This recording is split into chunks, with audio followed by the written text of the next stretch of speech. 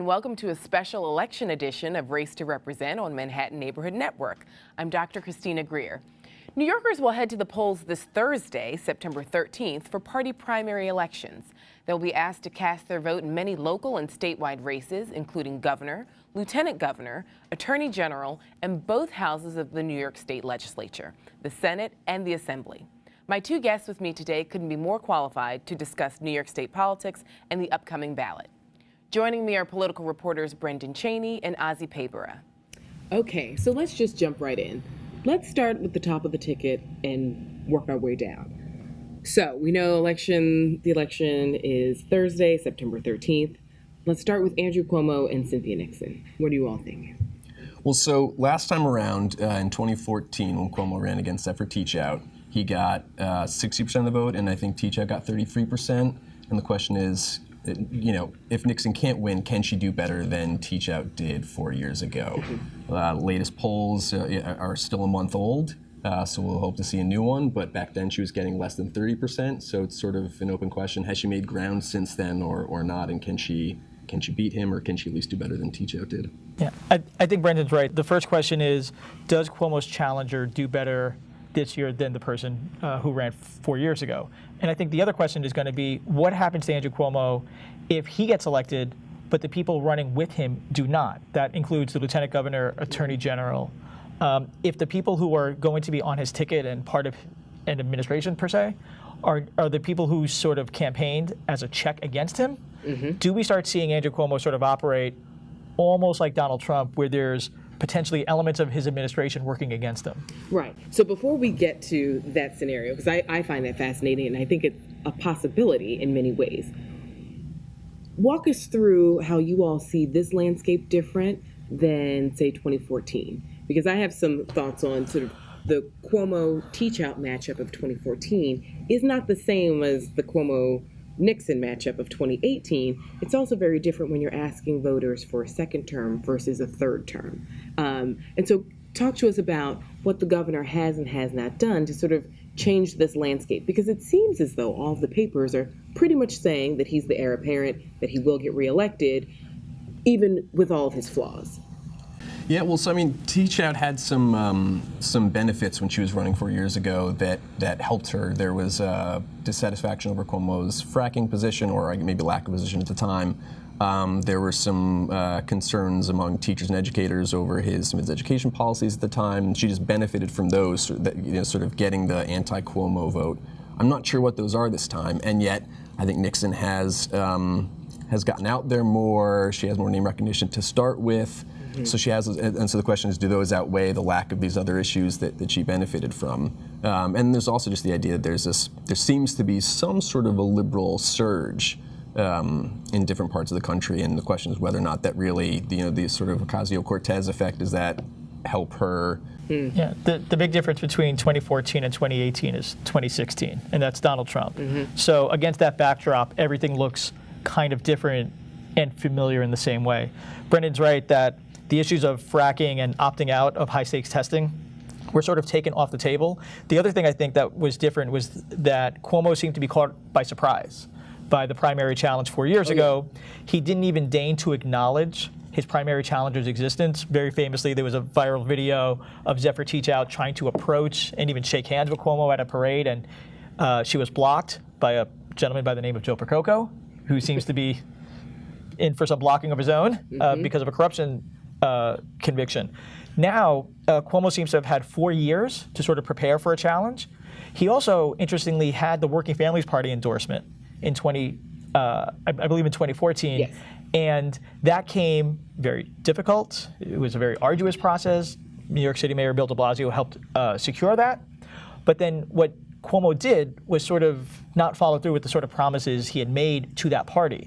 So he then had a dedicated oppositional force in the Working Families Party going against him in this landscape that showed the electoral map was not entirely favorable to him coming out of 2014. So he knew his challenges, he knew his opponents, and when Cynthia Nixon jumped in the race, people thought that Zephyr Teachout's performance in 2014 was the floor, and that somebody with higher name recognition and more money could do better. Could build upon that. And it turns out that may be the ceiling. because of the issues that Brendan raised, fracking and high stakes testing. Do you think that Nixon is unfortunately her Achilles heel is the fact that she is a celebrity, as is Donald Trump? Do you think that some voters are saying, you know what, we have this celebrity who's in the White House and things aren't really, he doesn't fully understand systems, institutions, norms, mechanisms. Maybe we shouldn't do that for the executive of our state. Do you think that the Trump effect is adversely affecting Nixon? I absolutely think that association is destroying her campaign, just that notion. And I think with Democratic voters, they had to make this decision. If you were going to unmoor yourself from the idea of experience and some kind of expertise in government, then are you bringing your party a little bit closer to where the Republicans are, that cult of personality and stuff? And Andrew Cuomo very smartly tried to make the landscape of the debate experience, expertise, knowledge. Those are not questions that favored Cynthia Nixon. She should have been perhaps better prepared in her debate to answer those questions. But if those are the questions being asked, they seem to skew more favorably towards Cuomo. I'm a little skeptical of that, actually. I think that that voters historically don't usually care that much about experience. And Hillary Clinton 2016 against Obama. Yeah, right. Well, but is there a gendered element about that, though? Yes, because, be. like, when it comes to men, it's like, I woke up yesterday. I would like to run for insert name of office. It doesn't always match up that way for women. That's true. That's true. But I just haven't heard it come up that often in this race. And I wonder if voters are feeling more about Trump, that like the problem isn't his lack of experience, but his personality and his temperament. And so if they're not carrying the experience factor over them, maybe they're looking at the temperament and personality, and I don't see that hindering her. Okay. So, I mean, it's interesting because when I watched the debate, you know, and everyone said Cynthia Nixon won for a host of reasons, even though it seems like the endorsements are still coming in for Cuomo even after the debate. I thought in some ways Cuomo won because he kept his cool. And so I thought that, you know, he essentially had to just go there, answer some questions without seeming like he was seething and hated the woman that was sitting next to him. Do you think some voters picked up on that? Or what do you all think that voters were looking for in that particular debate? And did Cuomo deliver or did Cynthia Nixon deliver? You know, I thought people always look for a knockout punch, and short of that, they look for gaffes, things that are a binder full of women, remarks that sort of accentuate flaws that people perceive a person to have. And for a long time, people have always tried to push Andrew Cuomo's buttons to get him to burst, in essence. That's been going all the way back since he first ran in 2002. And I actually do think that Cuomo gave people what they thought he might do, which is sort of lashing out at Cynthia Nixon. He, number one, called her a corporation because she files her taxes as an LLC, which is something actresses and entertainers do. And then secondly, he accused her of asking for favors, and one of them, asking for favors of Mayor de Blasio, which is her friend, and she said one of them was to ask the helicopter to stop flying over Central Park when they're doing Shakespeare in the park. And Cuomo says, that's not a favor, isn't it? And she goes, that's a favor. That's not a favor to me, it's a favor to New York. And I thought right there was a moment where Cuomo was sort of playing into the worst stereotypes about himself, calling his rival a corporation, and she says, I'm a person. And then having her explain helicopters over a play, stopping it is a favor to New York, where he can't see it. And I thought those were the worst parts about him. Surprisingly, Cynthia Nixon's campaign, I don't think, did an effective job of highlighting those moments. And you could talk about the campaign and the apparatus, but the debate was a test of Cuomo's constitution in terms of can he withstand pressure like that. And he didn't flip out on her. Or she didn't take those moments and highlight them to the point that I thought it would. If this was a presidential campaign, you sure as imagine a room full of young people with computers would have made GIFs and all sorts of videos out of those specific moments. But I thought overall the conversation, Cuomo handled himself well, and he said, look, I've been doing this. This is not a time to sort of change leaders because we have Donald Trump in the White House, and we need sort of a barrier between him and us. Yeah, I mean, I think that that she, I think she showed that she knew the issues, and I think she did get under skin a little bit, but not enough, I think, to really cause a big problem for him. And I think that he was able to sort of show his experience without getting too upset. Okay, so let's start working our way down the ticket. The lieutenant governor's race. So most of the time, I can't remember in recent memory where I've really paid attention to the number 2 on the ticket. I think some New Yorkers do remember, when Spitzer resigned and David Patterson became the governor. It's like, okay, so maybe we should pay attention to the number 2 because it is possible that this person could become our governor and maybe run later on. So what are your thoughts on Hochul versus Williams? I mean, we almost can't have sort of 2 more different. I mean, they're so different in their style, in their mission, and how they conceptualize the role that the lieutenant governor plays. Do you all want to make any predictions? But I'm fascinated by Williams getting the New York Times endorsement. I'm fascinated by the traction that his campaign has gotten, and because so many people don't really know who Kathy Hochul is, it's not an anti-Hochul campaign. In some ways, it's a quasi-anti-Cuomo campaign. But I wanted to hear what you all thought about that. Yeah, I mean, the last poll, again, it was about a month ago, I think had Hochul at 30 and Jumaane at 21, and then a lot of people undecided. So there's a lot of room to move. I think the question is, how much does the Times endorsement of Jumaane Williams help him? And with whom? Yeah, exactly, yeah. And, to what extent people know that there's a ticket of Cuomo and Hochul together, and how many of them are happy to split the ticket, or how many of them want to keep the ticket together if Cuomo does end up winning. It's just so hard to get a really good sense of where voters are thinking on those things. Yeah, and Hochul has described herself as the eyes and ears of the governor, and Jumaane Williams has described himself as the eyes and ears of the people, as a counterbalance to Cuomo. And there's this notion that if Cuomo is inevitable, the way you sort of vote against him with meaning might be in these other races. You sort of elect the anti-Cuomos in the other races. In fact, sort of how Donald Trump was the deciding issue in the presidential race and in all the sort of races below him in 2016 and again in 2018, it feels like Andrew Cuomo is the deciding issue in the governor's race, but also in the lieutenant governor and the attorney general's race. If you want a partner with Cuomo, you know who to vote for. If you want someone to challenge him in some ways, you know who to vote for in those races also. Well, I think also it's been fascinating how she has tried to use his past debt as a negative issue that will hopefully resonate with voters.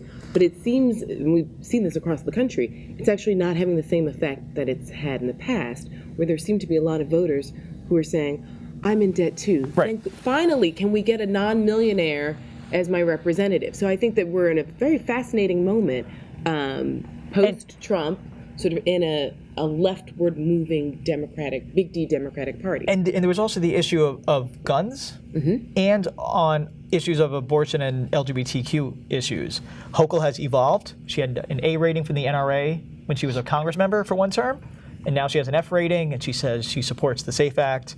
Jumaane Williams, an anti-gun activist who has personal positions on LGBTQ and abortion positions, but he has taken votes very much in favor of, gay rights and abortion rights, and has gotten endorsements to reflect that. And Hochul is saying, well, you can't have personal views and public views, but then she herself says, well, I've evolved on the issue of guns. And she seems to be having a double standard about how to view a public official's sort of change over time on certain positions. Yeah, I feel like on those liberal issues on LGBTQ rights and choice, they seem to be big barriers when he was running for speaker the last 2 times of the city council. And you can imagine them being a barrier now, but the New York Times endorsement was very strong and said he's taken votes that support both of these positions, and we think that he's supportive of these positions, and sort of to anyone who's reading that and had any doubt, I think the goal was to wipe that doubt away. Right, and also the fact that he's running with Cynthia Nixon. I mean, if she had any issues with his stances, we probably wouldn't see this very strong alliance. I mean, in the Amsterdam News endorsement write-up, it made reference to something Councilman Williams said. Essentially, one of the questions posed was, well, if you have to work with Cuomo, it's going to be tense. It always has been tense. Right. And so how will you be effective? And it seems as though he's been able to make the case, not just to editorial boards, but to voters, where he said, I have a Metro card.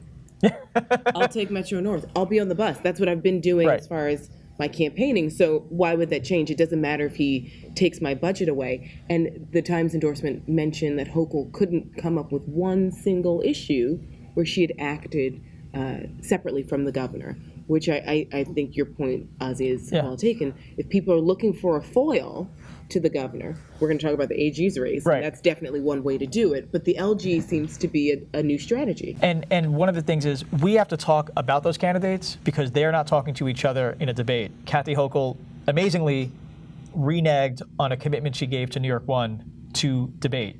And keep in mind, Kathy Hochul and Jumaane Williams did debate on this network, and it's online if voters want to go. Thank God they did. Watch it. Because she reneged on a very public, very clear, very unambiguous promise to debate. Now, debates, how much do they matter in the grand scheme of public life? That's one thing. But when you can so easily take back a word or take back a promise you made on television that you made, that may call into question other commitments you make going down the road. And I think what she did may haunt her going forward when people say, well, you gave us your word, but how good is your word? So this is a perfect segue because I like to offer this. now that we're thinking about the AG's race, the Attorney General's race, we weren't expecting an exciting race. We know that Schneiderman had to resign pretty quickly, and almost within 24 to 48 hours, Tish James was the heir apparent. And the front runner, and has been up until, say, maybe 2 weeks ago or so. But going back to your point, Ozzy, do you think voters, as we see sort of some of the support for Tish erode, we see major newspapers not endorsing her, but choosing instead to endorse Zephyr Teachout, is it because she turned her back on the Working Families Party and that's where she got her start? Is it because she had certain strong progressive issues in the past and seems to be moving to more of the Cuomo land? Is that what editorial boards and voters are picking up on, or is it something else that you all think? I think the Cuomo coattails are working against her in some ways. I think the campaign she ran may not be as good as she is. I think putting under more scrutiny her record as public advocate. She had eight lawsuits against the mayor. And if you scratch the surface, they're not entirely all very impressive lawsuits, although the work she does on behalf of people who need attention and in terms of criminal justice are very laudable for people who are directly affected by them. But when Zephyr Teachout came out and said, we need someone to use the job of Attorney General to check the president, the Emoluments Clause, and all these other investigations, people started reimagining what should that Attorney General do. And I think one very small point, but a stinging point, at one of their debates, they were at John Jay College of Criminal Justice. And keep in mind, though, for viewers, they also debated on this network, and it is online if viewers want to check out this debate as well on MNN. One of the things that Tish James had done is refer to Zephyr Teachout derisively as professor, saying that this is not an academic exercise. I did hear that. and to denigrate academia and professionalism and to sort of like denigrate that, it sounded very much like what Donald Trump and Republicans do with elites and expertise. And I think that soured some voters in terms of who they're looking for. And when it's a low information race, when people agree on a lot of issues, they take cues on these smaller things that happen. Yeah, I think that I think you're right. I think that her alignment with Cuomo could hurt her because you might have voters who don't really want to vote for Cuomo but feel like they have to, using the same logic that the New York Times endorsement did for Cuomo, but might feel like the way to punish him is for the lieutenant governor's race and the attorney general's race.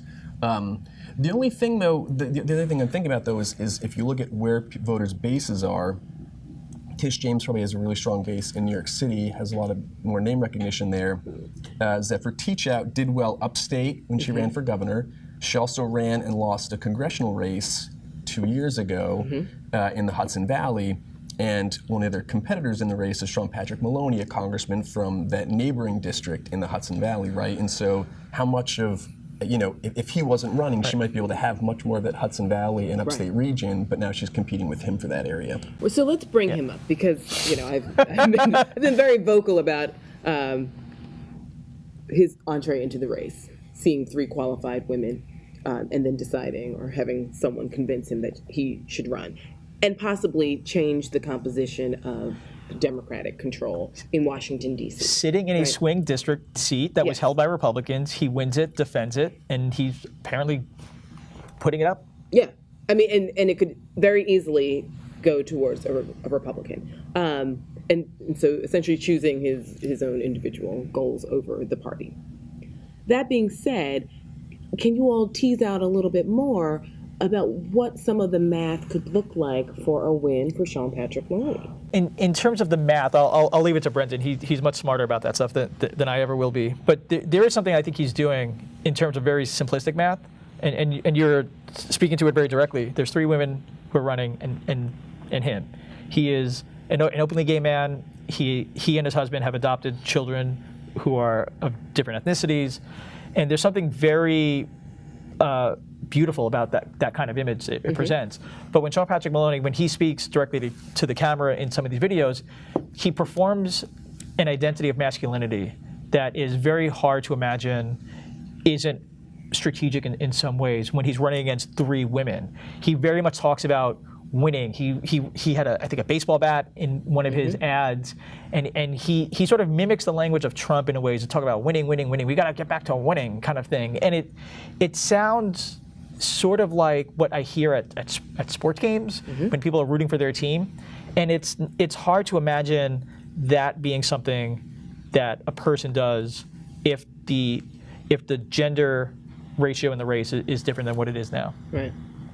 It's interesting. I mean, I think I haven't seen that side. I think I've been looking at the numbers and assuming that since he's in 3rd place and I haven't seen a path for him and he hasn't gotten the big endorsements, I've figured that the most he can do is maybe prevent teach out. But I feel like that's an interesting point, and that could be something that really helps him. Yeah. And he's also gotten a lot of money from real estate, and he's transferred money from his congressional campaign into his real estate. And the Republican who's in this race, who's Keith Wolford, thank you. His media buyer gave me, and I put it out online, the amount of money that the Democrats are using to run ads. And Sean Patrick Maloney, up until about 2 weeks ago, had over $1 million of ads running statewide. He was the only one doing it at that time. So even though he's the only guy in the race, he doesn't have the kind of institutional support, he is putting money on TV ads, and the other candidates at this point had not. Or Lisi Eve had put small. But where does Lisi Eve factor into this conversation? Does she factor in at all, besides possibly taking away Black voters from Tisch, either upstate or in Harlem? Or is she just a complete non-factor? I mean, she too, though, was not endorsed by the New York Times, but they did have a pretty favorable paragraph about her in Zephyr Teachout's endorsement. Yeah, I mean, it's just hard to see how she breaks through. You know, I think she starts off with lower name recognition and without a big endorsement. And you know, if she's not spending a lot of money on ads, it's hard to see how she can break through and get voters to know who she is and then choose her. I think she acts as a spoiler in some respects. There's this notion that anytime you attack a person in a multi-candidate field, it's a murder-suicide. You look bad, the other person looks bad. The person who benefits is the person who wasn't engaged at all. Well, if Zephyr Teachout is the front runner and receives all the incoming attacks, there will be some diminishment in probably her support. The people who are launching the attacks look bad. And Lisi Eve could potentially benefit by not being part of it, being above the fray. The other thing where I think she might benefit is also if there's a person who's acting like an incumbent. Tish James running with Cuomo is sort of having that establishment presence. All of the other candidates will pick up the anti-establishment vote, anti-incumbent vote, and if that's split 3 ways, that diminishes Zephyr Teachout. Zephyr Teachout is looking for the anti-Cuomo vote.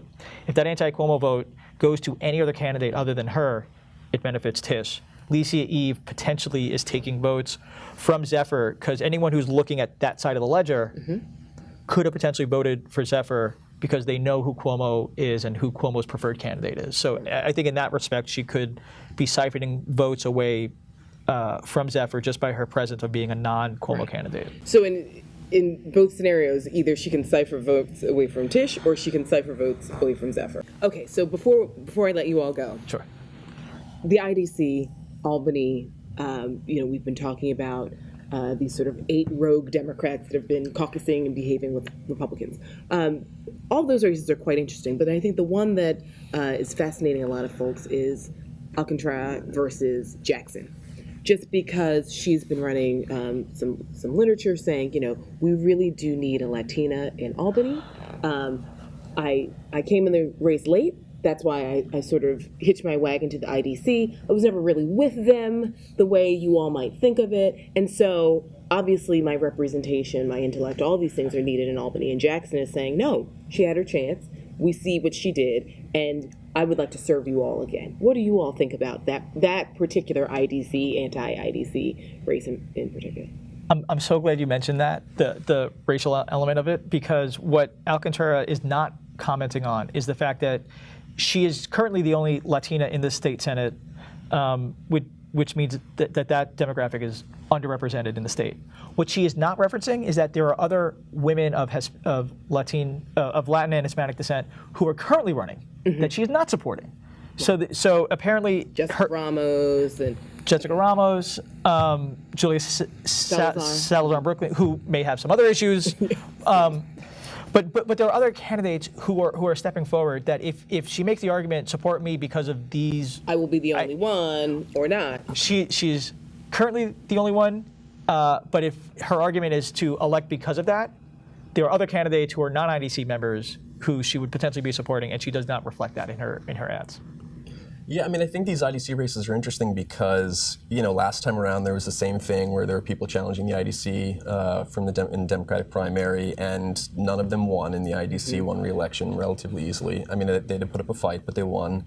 The question is whether it's different this time. And, with no polling in the race, it's really hard to figure out, to get a sense of it, to get a sense of whether or not, again, this liberal spark is going to carry over in these races, whether or not there's enough knowledge and anger about what the IDC did, whether or not people feel like, well, they did it, but they're back with the Democrats now, and we trust that they'll stay with the Democrats.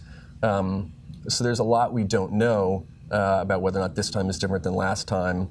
Robert Jackson has some stuff going for him. He's a former council member. He knows how to run a race. He probably has a good amount of name recognition in the district. So I think he could put up a strong fight.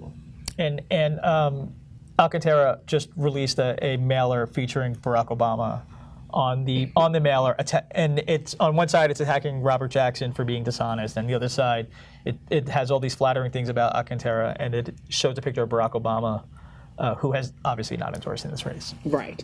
Wow. Well, thank you all so much. Any very quick last-minute races that you all are watching besides the AG, the lieutenant governor, and the governor's races? Any other races that sort of our viewers might be interested in? I'm interested to see, similar with the IDC, to see if Jeff Klein is easily reelected or if his challenger defeats him. Okay.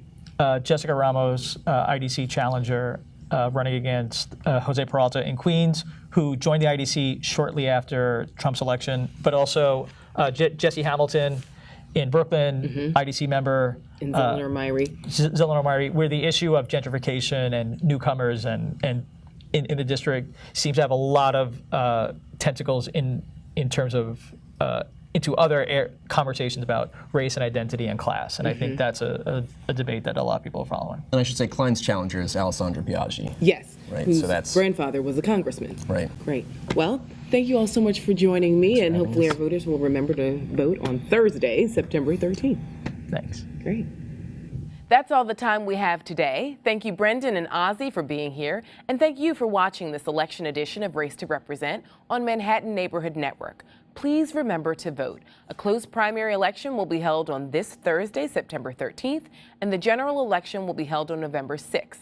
For more information on voting, locating your poll site, and all of the candidates, visit our website, racetorepresent.com. Bye-bye.